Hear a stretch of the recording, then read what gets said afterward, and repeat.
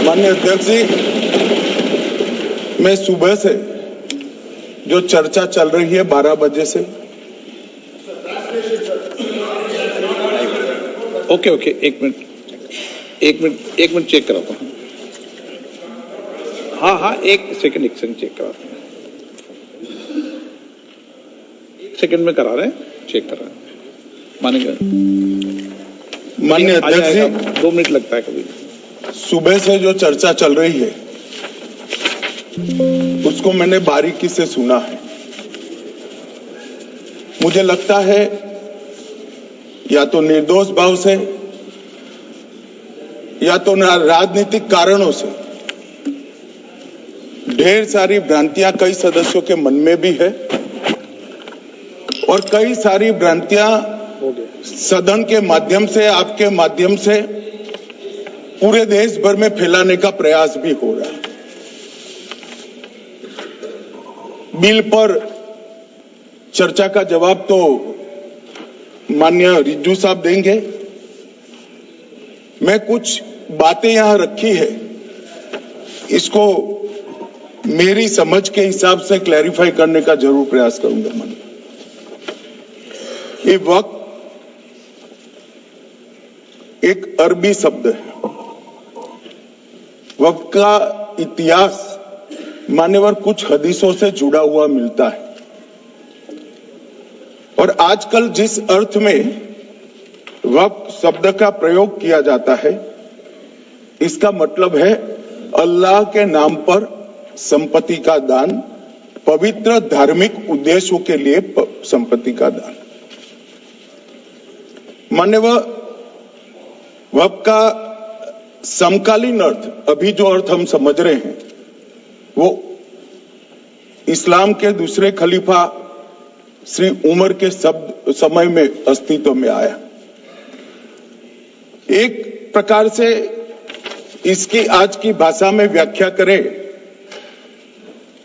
तो वक्त एक प्रकार का चैरिटेबल एंडोनमेंट है और जहां एक व्यक्ति संपत्ति, भूमि या मूल्यवान संपत्ति धार्मिक या सामाजिक भलाई के लिए दान करता है, बिना उसको वापस लेने के उद्देश्य से वहां वक्त की रचना करती। इसमें दान देता है, वो शब्द का बड़ा महत्व है। दान उस चीज का ही किया जा सकता है जो हमारा है। सरकारी संपत्ति का दान मैं नहीं कर सकता। मान्यवर, किसी और की संपत्ति का दान मैं नहीं कर सकता। दान उसी चीज का किया जाता है जो हमारा है। मान्यवर, इसी विषय पर ये सारा जो बहस चल रहा है, चल रहा है। भारत का जहां तक सवाल है, दिल्ली में सल्तनत काल के प्रारंभ में मुइज़ुद्दीन घोरी के समय पर पहली बार वक्फ अस्तित्व में आया। अंग्रेजों के जमाने में 1863 के धार्मिक दान अधिनियम से चलता था। बाद में चैरिटेबल प्रॉपर्टीज एक्ट 1890 से चला। उसके बाद 1913 में मुसलमान वक्फ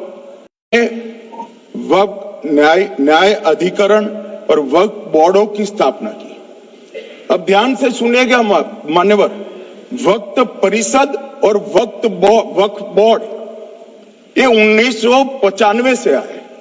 ये पूरा झगड़ा जो चल रहा है, आपने नॉन हिंदू को रख दिया और नॉन मुस्लिम को रख दिया, गैर मुस्लिम को रखा। वो झगड़ा वक्फ में दखल करने का है। पहले तो वक्फ में कोई गैर इस्लामिक सदस्य आएगा ही नहीं, ये स्पष्टता समझ लीजिए। ना मुतवल्ली गैर इस्लामिक होगा, ना वाकिफ गैर इस्लामिक होगा। मान्यवर, वहां कोई प्रोविजन नहीं है। जो धार्मिक संस्थाओं का संचालन करते हैं उसमें कोई गैर मुस्लिम व्यक्ति रखने का प्रावधान किया भी नहीं है, हम करना भी नहीं चाहते हैं। मान्यवर, इसलिए जो बड़े बड़े भाषण करते हैं कि समानता का अधिकार चला गया, दो धर्मों के बीच में समानता नहीं रही, मुसलमानों के धार्मिक अधिकारों के बीच में दखल खड़ी हो जाएगी, कुछ नहीं होने वाला मान्यवर। इस दृष्टि से देखें तो 1995 तक वक्फ की काउंसिल और वक्फ बोर्ड था ही नहीं, वो तो 95 से आया। और मान्यवर, ये जो भ्रम खड़ा किया जाता है कि ये एक्ट मुस्लिम भाइयों के धार्मिक क्रियाकलापों के अंदर, उनके दान की हुई संपत्ति के अंदर दखल करने का है, ये बहुत बड़ी भ्रांति फैलाकर माइनॉरिटी को डराकर अपनी वोट बैंक खड़ी करने के लिए किया जा रहा है। मान्यवर, कहां पर गैर मुस्लिम सदस्य रखे जाएंगे? परिषद में और वक्फ बोर्ड में। उसका काम क्या है? उनका काम धार्मिक क्रियाकलापों को कुछ चलाने का नहीं है। वो शुद्ध रूप से वक्फ का जो कानून, दान के लिए किसी ने दी हुई संपत्ति, उसका एडमिनिस्ट्रेशन अच्छे से चल रहा है, नहीं चल रहा है, कानून के हिसाब से चल रहा है, नहीं चल रहा है, या तो दान जिस चीज के लिए दिया गया, इस्लाम धर्म के लिए दिया गया, गरीबों के भोजन के लिए दिया गया, गरीबों के उद्धार के लिए, वो उद्देश्य के लिए इसका उपयोग हो रहा है, नहीं हो रहा है, इसका नियमन करने का काम है मान्यवर। अब मैं इसको मान्यवर बाकी सारे धर्मों के साथ कंपैरिजन करते हैं और कहते हैं दखल किया है। मैं उसको स्पष्ट करना चाहता हूं। मान्यवर, वक्फ जो है वो हमारे यहां ट्रस्ट एक्ट है, इसमें ट्रस्ट है। तो ट्रस्ट के अंदर जो ट्रस्ट को बनाते हैं वो ट्रस्टी होते हैं और एक मैनेजिंग ट्रस्टी होते हैं। वक्फ में वाकिफ होता है, वक्फ होता है और मुतवल्ली होता है। ये सारे इस्लाम के अनुयायी है मानो। अरे भाई, आप कह रहे हो, हम तो कह रहे हैं क्योंकि इसका वक्फ शब्द ही इस्लाम से आया है, इसलिए हम कह रहे हैं कि वक्फ वो ही कर सकता है जो इस्लाम का अनुयायी हो। अब आप उसका विरोध कर रहे हो, तो आप तो वक्फ में भी नॉन इस्लामिक आदमी चाहते हो। मान्यवर, क्या कह रहे हैं? हम इसलिए कह रहे हैं कि वक्फ वो ही कर सकता है जो प्रैक्टिसिंग इस्लाम को प्रैक्टिस करता होगा, क्योंकि मान्यवर इसकी उत्पत्ति ही इस्लाम के सिद्धांतों से हुई है। अब मान्यवर, वक्फ धार्मिक हुआ, वक्फ बोर्ड नहीं हुआ, वक्फ परिषद भी नहीं हुई। अरे सुनो भाई, मान्यवर, ट्रस्ट के अंदर ट्रस्टी जो होते हैं, जो चर्च होगा तो क्रिश्चियन होंगे, पारसी भी होंगे, पारसी के लिए वो ट्रस्ट होगा, तो हिंदू होगा तो हिंदू के लिए।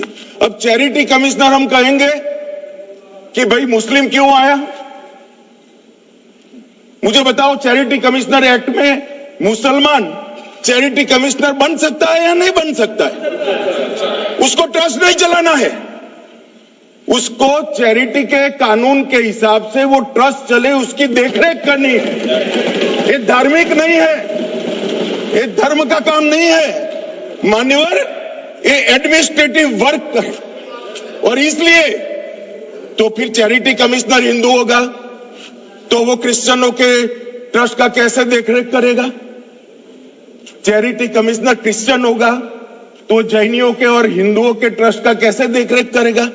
अब बताओ कि सारे ट्रस्ट के चैरिटी कमिश्नर अलग अलग बन, देश तोड़ दोगे आप लोग, तोड़ दोगे। हमने साहब, मैं अभी भी आपके माध्यम से, इस सदन के माध्यम से देश भर के मुसलमान भाइयों बहनों को कहना चाहता हूं, आपके वक्फ में एक भी नॉन मुस्लिम नहीं आएगा। ये एक्ट में ऐसा कोई प्रावधान नहीं। अगर जो वक्फ बोर्ड है और वक्फ परिषद है, उसका काम क्या है? वक्फ की संपत्तियां मान्यवर बेच खाने वाले लोगों को पकड़कर इसके बाहर निकालने का। वक्फ के नाम पर औने पौने दाम में संपत्तियों को 100-100 साल तक किराए पे देने वाले लोगों को पकड़ना है। वक़्फ़ का जो पैसा होता है, इनकम जो गिरती जा रही है, जिसके माध्यम से माइनॉरिटी का विकास करना है, माइनॉरिटी को आगे बढ़ाना है, इस्लाम धर्म की सारी धार्मिक संस्थाओं को पुख्ता करना है। ये पैसा जो चोरी होता है ना, उसको पकड़ने का काम वक्फ बोर्ड वक्फ परिषद करे। और मान्यवर, वो चाहते हैं कि इनके राज में जो मिलीभगत चली वो चलती रहे। ये नहीं चलेगी, ये नहीं चलेगी। और मान्यवर, मैं आज आपको बताना चाहता हूं क्या स्थिति हुई है। मान्यवर, सबने कहा, रिपीटेशन भी होगा, परंतु मैं कहना चाहता हूं मान्यवर कि वक़्फ़ के 2013 में जो अमेंडमेंट्स आए, अब बिल किरण भाई का है, मगर मैं कह सकता हूं कि वक़्फ़ का 2013 का अमेंडमेंट न किया होता तो ये बिल लाने की शायद जरूरत न पड़ती। सब कुछ अच्छा चलता था। 14 में चुनाव आने वाला था, 13 में रातों रात तुष्टीकरण करने के लिए वक़्फ़ कानून को एक्सट्रीम बना दिया गया। और मान्यवर, इसके कारण क्या हुआ? इसके कारण दिल्ली लुटियन की 123 वीवीआईपी संपत्ति कांग्रेस सरकार ने जब चुनाव मुहाने पर थे, 25 दिन दूर था, वक़्फ़ को देने का काम कर दिया। दिल्ली वक़्फ़ बोर्ड ने उत्तरी रेलवे की भूमि वक़्फ़ के नाम घोषित कर दी। हिमाचल में वक़्फ़ की संपत्ति बताकर उस पर अवैध मस्जिद बनाने का काम किया। 250 हेक्टेयर क्षेत्रफल वाले 12 गांव पर वक़्फ़ का स्वामित्व हो गया तब तमिलनाडु में। और मान्यवर, तमिलनाडु के 1500 साल पुराने तिरुचेंदुरई मंदिर की 400 एकड़ भूमि को वक़्फ़ की संपत्ति घोषित कर। ये जब मंदिर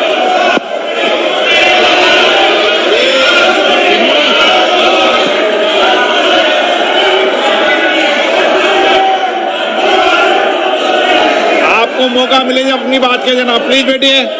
मान्यवर, कर्नाटक की, आपको मौका मिले अपनी बात के जना, आप भी बहुत मिसलीड करते हैं। बैठिए गृह मंत्री जी। मान्यवर, कर्नाटक की मणिपट्टी समिति का रिपोर्ट मैं पढ़ रहा हूं, इसमें मेरा कुछ नहीं है, खड़े मत हो जाना। ये मणिपट्टी समिति का रिपोर्ट है। 29,000 एकड़ भूमि वक़्फ़ की बिजनेस के उपयोग के लिए किराए पर दे दी। मान्यवर, 2001 से 12 के बीच 2 लाख करोड़ की वक़्फ़ की संपत्ति निजी संस्थानों को हस्तांतरित कर दी 100 साल की लीज पर। मान्यवर, बेंगलुरु में उच्च न्यायालय में बीच में पढ़ना पड़ा, 602 एकड़ भूमि को जब्त करने से रोकना पड़ा। विजयपुर कर्नाटक के होनवाड़ गांव की 1500 एकड़ भूमि पर दावा कर उसको विवाद में डाला और 500 करोड़ की संपत्ति जिस भूमि का मूल्य है वहां 5 स्टार होटल को महीने 12,000 रुपए के किराए से दे दिया। अब मान्यवर ये कहते हैं कि इसका हिसाब किताब न करो, इसकी देखरेख न करो।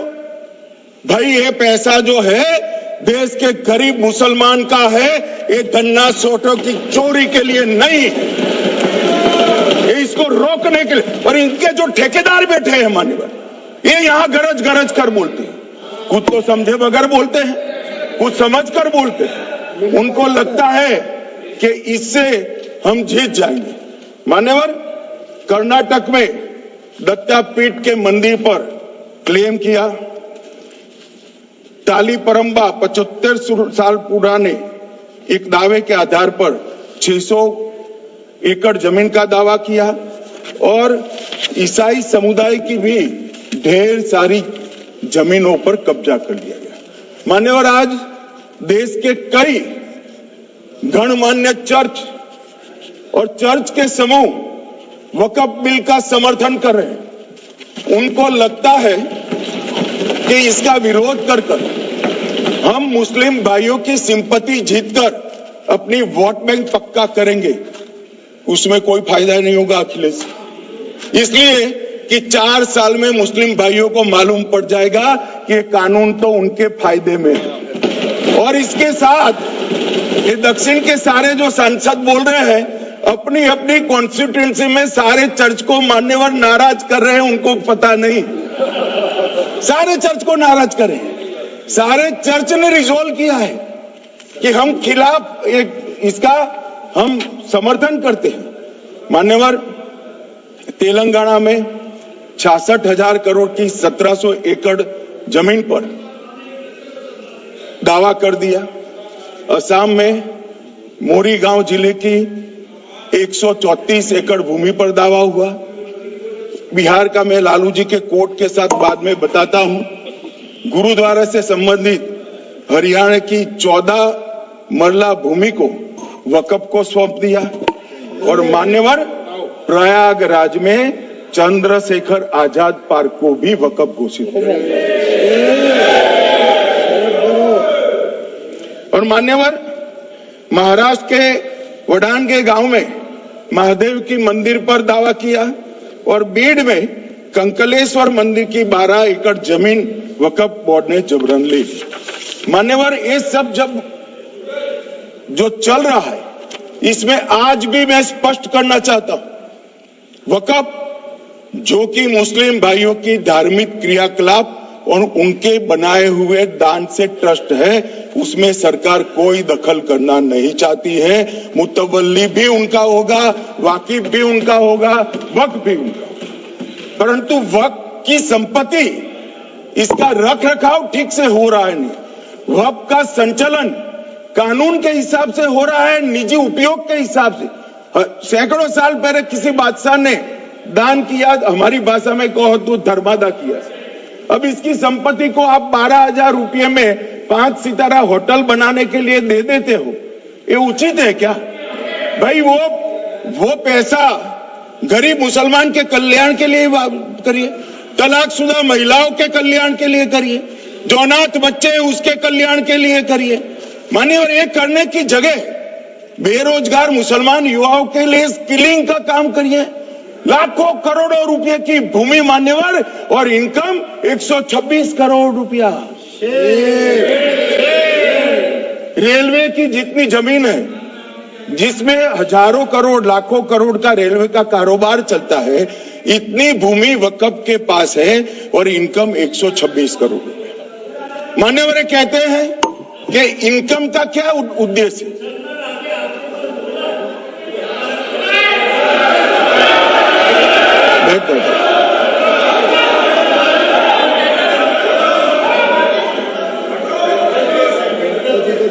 मान्यवर, मैं दादा की टेंशन समझ रहा हूं, ये बंगाल के मुसलमान भी सुन रहे हैं, तो उनको टेंशन होना स्वाभाविक है।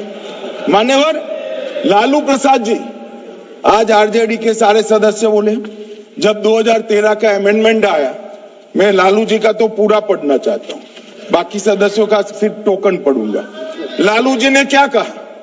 मैडम, सरकार जो यह संशोधन विधेयक पेश किया है, सरकार की पहल का हम स्वागत करते हैं। शाहनवाज हुसैन जी और अन्य माननीय सदस्यों ने अपनी बातों को यहां रखा, मैं उसका समर्थन करता हूं। आप देखिए, सारी जमीनें हड़प ली गई है, चाहे सरकारी हो या गैर सरकारी। वक्फ बोर्ड में जो काम करने वाले लोग हैं, उनके द्वारा सारी प्राइम लैंड को बेच दिया गया है। पटना में ही डाक बंगले की जितनी प्रॉपर्टी थी, सब पर अपार्टमेंट बन गए। इस तरह की काफी लूट खसोट हुई है। हम संशोधन विधेयक तो आपको अंत में लाए हैं, समर्थन करते हैं, लेकिन मैं चाहता हूं कि भविष्य में आप कड़ा कानून लाइए और ये जो चोरी करने वाले लोग हो, उनको जेल की सलाखों के पीछे। अब साहब, लालू प्रसाद की इच्छा इन्होंने तो पूरी नहीं की, नरेंद्र मोदी जी ने पूरी कर दी। ये लालू जी ने कहा था एक कड़ा कानून लाइए। मान्यवर शरीफुद्दीन शरीफ उन्होंने कहा मंत्री जी समझते हैं कि शायद इससे मुसलमानों का वोट मिल जाएगा, लिहाजा मुसलमान लोगों ने भी खुद ही तबाही मचाई है, इसलिए मैं गुजारिश करूंगा कि इसके लिए आप सख्त कानून बनाइए, उनके हाथों में हथकड़ियां पहनाइए और जो उनके कब्जे किए हैं वो जमीनों बेचकर गरीब और तलाकशुदा मुस्लिम बहनों का कल्याण करिए। इसके बाद श्री हमीदुल्लाह सैयद लक्षद्वीप से थे, उनका भी इसी टोन का भाषण है। और मान्यवर मैं आज की बात नहीं कर रहा हूं, 2013 का जो बिल कांग्रेस पार्टी लेकर आई, इसके विरोध में इनके समर्थकों ने जो कहा था मान्यवर ये है। और क्या होगा भाई इससे? पारदर्शी ऑडिट होगी, आज ऑडिट ही नहीं हो रही, रिपोर्ट ऑनलाइन जमा करने की सिस्टम नहीं है, वो होगी, रिपोर्ट देनी पड़ेगी, बैलेंस शीट जमा करनी पड़ेगी, ऑडिट होगी, कैग के रिटायर्ड ऑफिसर ऑडिट करेंगे और मान्यवर पारदर्शिता आएगी। इससे क्यों डरना चाहिए किसी को? पारदर्शिता से क्यों? और वक्फ बोर्ड और वक्फ परिषद, इसका कोई ऑर्डर हम ऐसा नहीं लिख रहे हैं कि कोर्ट में नहीं जा सकते। आपने तो कर दिया था कि एक ऑर्डर को कोई कोर्ट में चैलेंज ही नहीं कर सकता, पूरा संविधान वहां समाप्त कर दिया मान्यवर। और मान्यवर हम तो इसको कहते हैं कि कोई भी चैलेंज कर सकता है कायदे की अदालत में। इस देश में संविधान का राज है, ग्रीवेंसेस जिसका भी हो कोर्ट में जा सकता है। 2013 में जिसकी भूमि हड़पी, इसके ग्रीवेंसेस को भी कोर्ट के फोरम से बाहर करने का पाप एक कांग्रेस पार्टी ने किया। मान्यवर एक अफवाह और फैला रहे, प्रोस्पेक्टिव इफेक्ट से आ रहा है। मैं स्पष्ट कर देना चाहता हूं, इस सदन में बोलने के वक्त जिम्मेदारी के साथ बोलना चाहिए। अगर ये कानून का पहला पेज और तीसरी तक धाराएं भी पड़ी होती तो इसमें स्पष्ट लिखा है ये कानून का अमल जिस दिन पारित होने के बाद भारत सरकार नोटिफिकेशन बाहर निकालेगी उस दिन के बाद होगा। मतलब रिट्रोस्पेक्टिव इफेक्ट नहीं है, मगर मुस्लिम भाइयों को डराया जा रहा है कि रिट्रोस्पेक्टिव इफेक्ट से आएगा। मान्यवर ये कह रहे हैं कलेक्टर क्यों रखा है? मुझे एक बात बताओ भाई, जो बता सकते हैं, अगर किसी मंदिर के लिए जमीन खरीदनी है तो जमीन की मालिकी किसकी है वो हमारे देश में कौन तय करता है? सबको मालूम है, कलेक्टर करता है सर, रेवेन्यू ऑफिसर वही है। तो अगर वक्फ की भूमि जो वक्फ कर रहा है उसकी है या नहीं है, इसकी जांच कलेक्टर करे तो इसमें आपत्ति क्या है? वक्फ तो दान है भाई, और दान अपनी संपत्ति का किया जा सकता है, किसी और की संपत्ति का नहीं किया जा सकता। गांव में कोई बेचारा अमेरिका गया है 4 महीने पढ़ने के लिए, घूमने के लिए, आता है तो कि वक्फ घोषित हो गया। कोई कारोबार करने के लिए दिल्ली आया, आता है तो कि वक्फ घोषित हो गया। अरे ऐसा नहीं होता भाई, कलेक्टर को पूछना पड़ेगा सरकारी संपत्ति है या नहीं है, इसकी जांच करनी चाहिए या नहीं करनी चाहिए। ढेर सारे मंदिर बनते हैं, बने भी है, बनेंगे भी, ढेर सारे चर्च बने हैं, गुरुद्वारे बने हैं, सरकारी संपत्ति पर बन सकते हैं क्या? नहीं बन सकते मान्यवर। जहां वक्फ की घोषणा होती है वो भूमि सरकारी है या नहीं है वो सत्यापित करना ही चाहिए, और कलेक्टर के अलावे इसको कोई सत्यापित नहीं। मान्यवर इन्होंने मैंने पहले भी बताया मान्यवर, कोर्ट को भी रास्ते से निकाल दिया। मैं बाद में बात करता हूं मान्यवर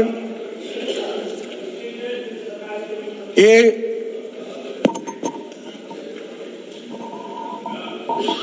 मान्यवर एक उपयोग के आधार पर वक्त की समाप्त। मान्यवर ये कह रहे हैं कि सैकड़ों सालों से वहां प्रैक्टिस है।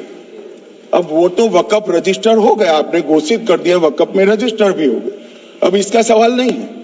मगर सैकड़ों साल की प्रैक्टिस, मुगलों के समय की प्रैक्टिस आज घोषित की जा सकती है क्या? अगर वहां नमाज पढ़ रहे हैं तो लोग देखते होंगे, कब्रिस्तान होगा लोग देखते होंगे, दरगाह होगी तो लोग देखते होंगे, और घोषित भी हो चुका होगा, रजिस्टर भी हो चुका होगा। अब अगर आप वक्फ घोषित करना है तो उसको ऐसे नहीं कर सकते मान्यवर, अधिकृत करना चाहिए। मान्यवर, जो दूसरा सुधार लेकर आए किरण जी, वो ही है कि धारा 36 में वक्फ संपत्तियों को बिना किसी स्पष्ट प्रक्रिया से, मालिकी की प्रक्रिया से पंजीकृत नहीं किया जा सकता। मान्यवर, अपील का प्रावधान वर्तमान में अधिनियम में ट्रिब्यूनल के निर्णय के खिलाफ अपील करने का कोई प्रावधान नहीं है। ये दृष्टिभ्रम खड़ा कर रहे थे गोगाई जी कि हाईकोर्ट में जा सकते। हाईकोर्ट में सिविल सूट नहीं जा सकता, रीट के अधिकारों का उपयोग कर हाईकोर्ट में जा सकते। सिविल सूट में ज्यादा प्रोटेक्शन मिलता है मूल मालिक को। आपने सिविल सूट को खत्म कर दिया था। रीट के जुडिक्शन बहुत सीमित है, हम सब जानते हैं कि ये सीमित कर दिया गया था, आप भी जानते हो, मगर आपको वोट बैंक चाहिए। मान्यवर, ये हमारा स्पष्ट सिद्धांत है भारतीय जनता पार्टी की, मोदी सरकार का, कि वोट बैंक के लिए हम कोई कानून नहीं लाए। कानून न्याय के लिए होता है, कानून लोगों के कल्याण के लिए होता है। इन्होंने कहा कैसे कैसे कानून आए हैं, मैं बता देता हूं साहब। अभी कांग्रेस के महासचिव और माननीय सदस्य कह रहे थे क्या कानून आ रहे हैं सब, किस प्रकार के कानून आ रहे हैं। मान्यवर, इसी सदन में नरेंद्र मोदी सरकार ही महिलाओं को 33% आरक्षण का कानून लाया। इसी सरकार में पिछड़ों को संवैधानिक अधिकार दिया गया। मान्यवर, इसी सरकार में बजट जो आए, इसमें गरीबों को गैस, शौचालय, पानी, 5 लाख तक का बीमा, 5 किलो अनाज, बिजली और घर दिए गए। मान्यवर, और कन्वर्जन कानून की बात करते थे और हंसते हंसते कहते थे कर्नाटक सरकार कन्वर्जन कानून लेकर आई है। सबसे पहला कन्वर्जन कानून उड़ीसा और मध्य प्रदेश में कांग्रेस सरकार लेकर आई, मगर उस वक्त कांग्रेस सरकार तुष्टीकरण की नीति पर नहीं चलती थी, महात्मा गांधी के सिद्धांतों पर चलती थी। मध्य प्रदेश और उड़ीसा में सबसे पहला कन्वर्जन के खिलाफ कानून कोई लाया तो कांग्रेस पार्टी लाई, और मुझे गर्व है मेरी पार्टी की सरकारें कन्वर्जन पर कानून लाती। मान्यवर, सबको अपना धर्म का अनुसरण करने का अधिकार है, कोई शौक से करे, मगर लोभ, लालच, भय, इससे धर्म परिवर्तन नहीं कराया जा सकता। किसी गरीब के पास खाना नहीं है, खाना देकर उसका धर्म बदला दोगे? कोई थोड़ा कम पढ़ा लिखा व्यक्ति है, उसका धर्म बदला दोगे? ऐसे नहीं होगा मान्यवर। और आपने भी किए हैं कानून, आप नए नए आए हो, आपको मालूम नहीं है मान्यवर, इनको मालूम नहीं, अभी अभी आए हैं 5 साल से। ये कांग्रेस पार्टी ने कानून किए थे मान्यवर। अपील का प्रावधान भी हमने आगे बढ़ाया, और गैर मुसलमानों के द्वारा दान की गई संपत्तियों पर, गैर मुसलमानों की दान की संपत्तियों पर वक्फ अधिनियम को हमने लगने से मना कर दिया। माने उनके लिए चैरिटी कमिश्नर का कायदा है। ये प्रैक्टिसिंग इस्लाम, जो इस्लाम की प्रैक्टिस करते हैं, इसीलिए मान्यवर हमने ओवरराइडिंग इफेक्ट को भी समाप्त कर दिया। मान्यवर, ट्रस्ट का नियमन करने का जो कानून होता है, जैसे चैरिटी कमिश्नर के कानून में कोई ओवरराइडिंग इफेक्ट नहीं है। जहां क्लासेस आते हैं वहां ओवरराइडिंग इफेक्ट होती है। यहां ओवरराइडिंग इफेक्ट इसलिए दिएगी कि आप जिसकी संपत्ति हड़पी जाएगी उसको कोर्ट से जाने से रोकना चाहते थे, इसलिए ओवरराइडिंग इफेक्ट जो हमने मान्यवर निकाल दिया है। मान्यवर, एक ऐसी चर्चा लेकर आए कि चर्चा नहीं, मैं आपको बताना चाहता हूं 2013 में जो अमेंडमेंट बिल आया, जिसके कारण ये बिल लाना पड़ा, वो बिल में कुल मिलाकर 5.4 घंटे चर्चा हुई थी, 5.5 घंटे दोनों सदन मिलाकर। और इस बिल में दोनों सदन मिलाकर 16 घंटे चर्चा हो रही है मान्यवर, 16 घंटे। इसके अलावे हमने डिमांड किया समिति बनाओ, समिति भी बनाई, 38 मीटिंगें हुई, 113 घंटे चर्चा हुई, 284 हितधारक बनाए गए, वक्फ बोर्डों की संख्या जो उपस्थित वक्फ बोर्ड भी हुए राज्यों के 25 हुए, राज्य सरकार के प्रतिनिधि 15 राज्य सरकारों के आए, सांसद 8 हुए, विधायक विधान परिषद 7 हुए और अध्ययन दौरे 3 किए गए और अल्पसंख्यक आयोगों को भी 5 बुलाया गया। ये सबसे 92.68 लाख करीब 1 करोड़ सुझाव देश भर से ऑनलाइन आए, इसकी मीमांसा कर ये कानून बना है। आप ऐसे इसको खारिज नहीं कर सकते हो पूरी प्रक्रिया को। आप जो कर रहे हैं 5.5 घंटे की प्रक्रिया, ये बहुत लोकतांत्रिक प्रक्रिया है और हम 16 घंटे चर्चा करते हैं कि चर्चा आपके अनुरूप चर्चा नहीं हो सकती। इस सदन में हर सदस्य बोलने के लिए स्वतंत्र है, कोई परिवार की यहां चलती नहीं है, ये तो जनता के नुमाइंदे हैं, किसी की कृपा से नहीं आए हैं। मान्यवर, वो जो दिल में है, जो जनता की आवाज है वो रखेंगे। मान्यवर, एक सदस्य द्वारा कहा गया कि ये मिसलीडिंग है कि पुराने कानून में 2013 के जो अमेंडमेंट्स थे उसमें अपील का प्रोविजन था। अब मैं कहना चाहता हूं 83(9) उसमें अधिकरण द्वारा किए गए किसी भी विनिश्चय का आदेश विरुद्ध, चाहे वो अंतरिम हो या फाइनल, इस पर अपील नहीं हो सकती। इसका मतलब अपील का प्रोविजन आपने रखा ही नहीं था। सिविल न्यायालय, राजस्व कोर्ट और अन्य प्राधिकरण, उसके अधिकार क्षेत्र पर भी प्रतिबंध लगा दिया गया और सरकारी अधिसूचना जो बाद में वक्फ बोर्ड और वक्फ परिषद के एडवाइस से होगी, इसको भी कोई चुनौती नहीं दे सकता। मान्यवर, मुझे ये बताओ कि अभी फैशन है संविधान लहराने की, ये संविधान के हिसाब से सरकार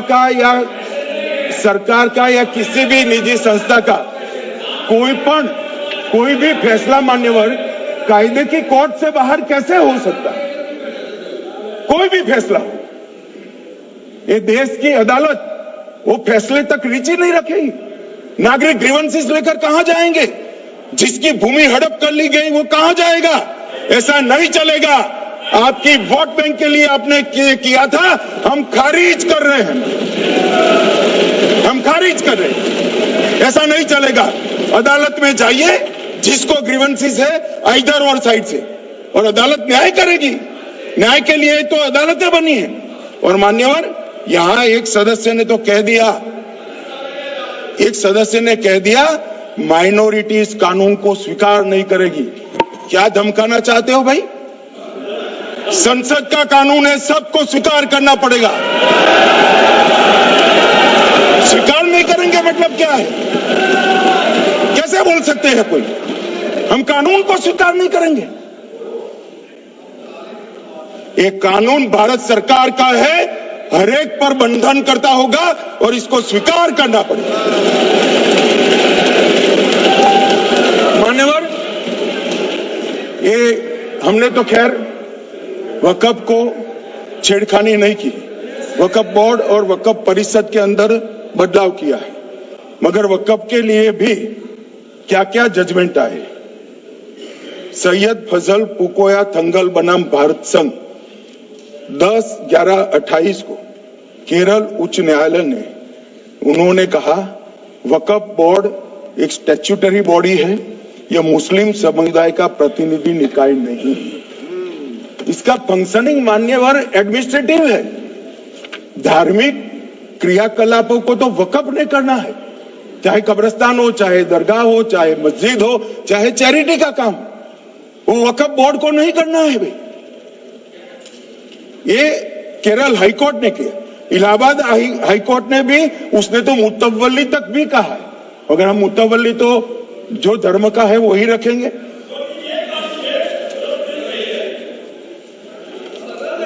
मान्यवर, इन्होंने कहा एक मुतवल्ली के कर्तव्य विशुद्ध रूप से धर्म निरपेक्ष कैरेक्टर है, मगर हम मुतवल्ली को छू नहीं रहे।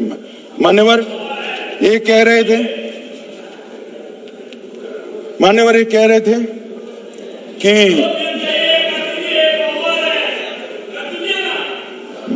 मान्यवर ये कह रहे थे कि कोई गड़बड़ियां नहीं हुई। मान्यवर,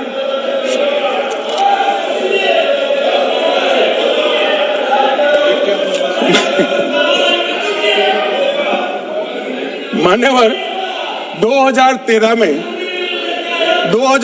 में अन्यायी कानून आया। भाई करने थोड़ा शांत हो जाइए। ये 26 के कारण डरे हुए और कुछ कारण नहीं। चुनाव जो है ना अक्टूबर में, 25 में जो चुनाव है इसके कारण डरे। मान्यवर भाई बैठ जाओ।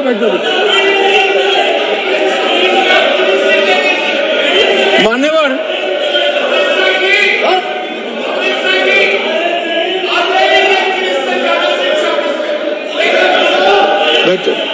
बंगाल में आकर कहूंगा ये राजनीतिक हिसाब किताब का अखाड़ा नहीं है, छाती पर ठोक कर कहूंगा, ज्यादा सीधा है।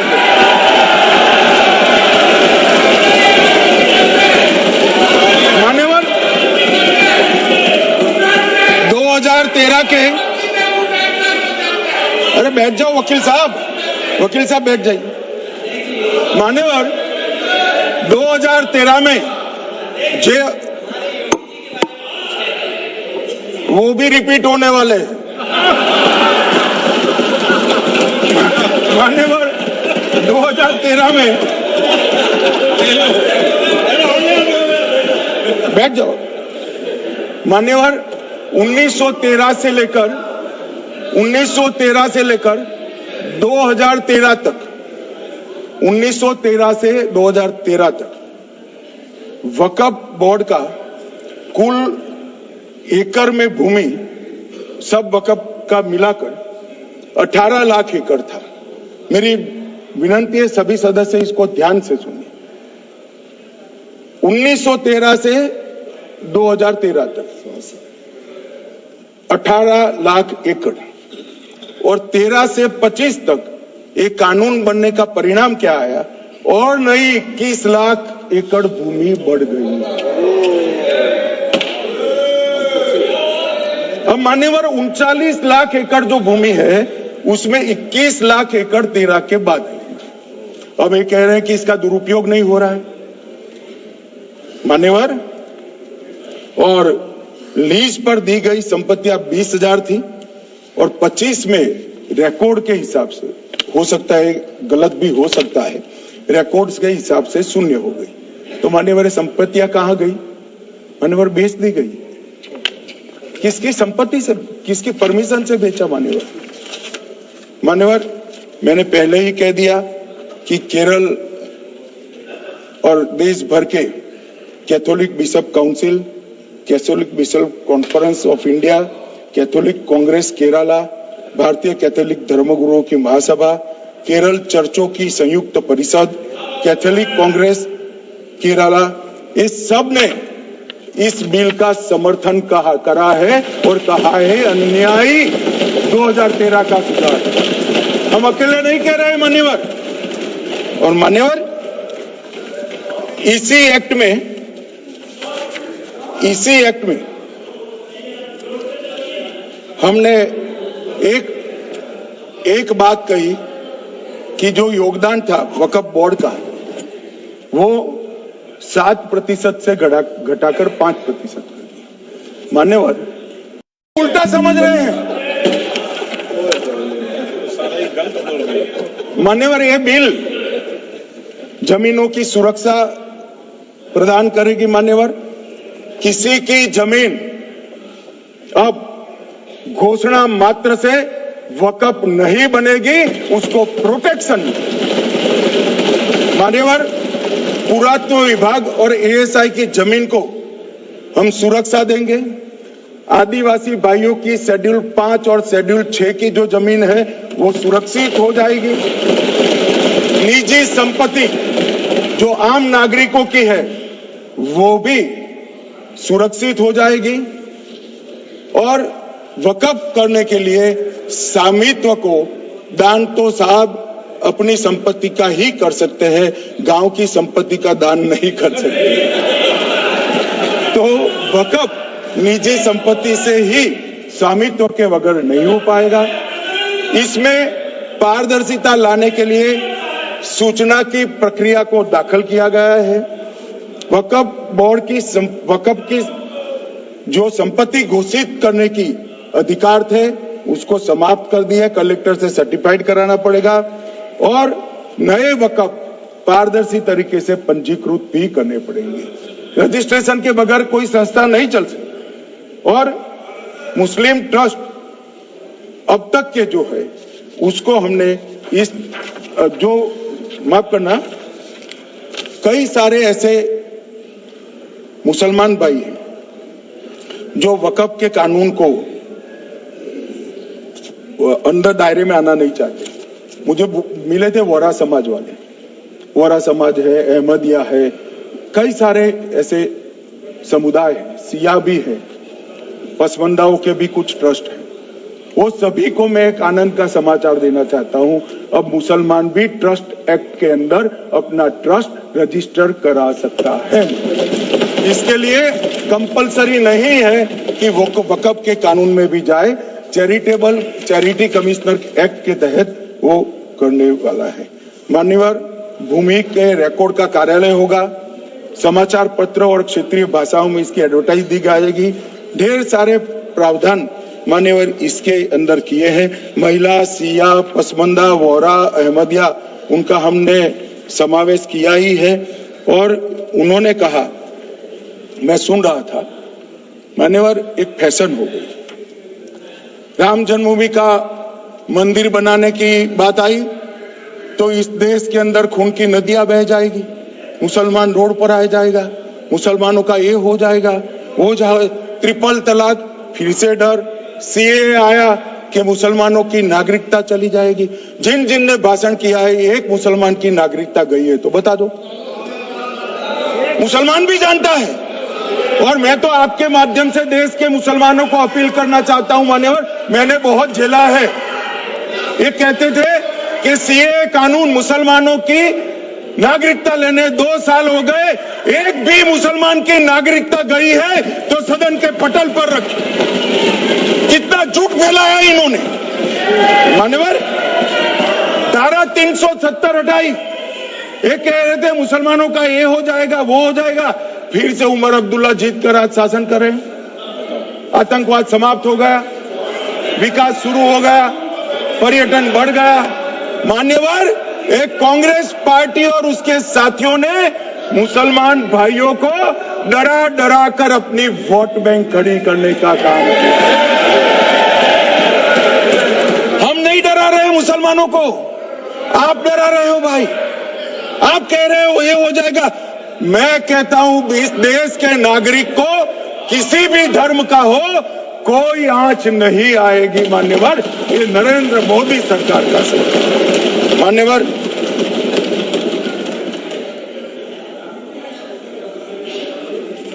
इनको मान्यवर ना पिछड़ों की चिंता है ना मुसलमानों की। ये सालों से जातिवाद और तुष्टीकरण इसके आधार पर काम करते हुए आए हैं और जातिवाद और तुष्टीकरण की राजनीति कर कर अपने परिवार की पॉलिटिक्स को आगे बढ़ाए हैं। मगर 2014 से मान्यवर जातिवाद, तुष्टीकरण और परिवारवाद को एक साथ नरेंद्र मोदी ने समाप्त कर कर विकास की राजनीति इस देश में प्रस्तावित। पॉलिटिक्स ऑफ परफॉर्मेंस, परफॉर्म करिए और चुनकर आइए। 3 टर्म मोदी जी को चुना है और 3 टर्म भारतीय जनता पार्टी की सरकार रहने वाली है। मेरी बात ठीक कर मान्यवर।